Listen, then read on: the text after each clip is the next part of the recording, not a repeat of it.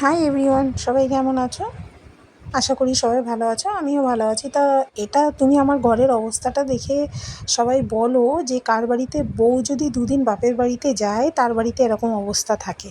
মানে বউ রীতিমতন বাড়িতে না থাকলে বর ঘরের অবস্থাটা কী করে রাখে, সেটা কার কার বাড়িতে এরকম হয় সেটা আমাকে কমেন্টে জানাবে।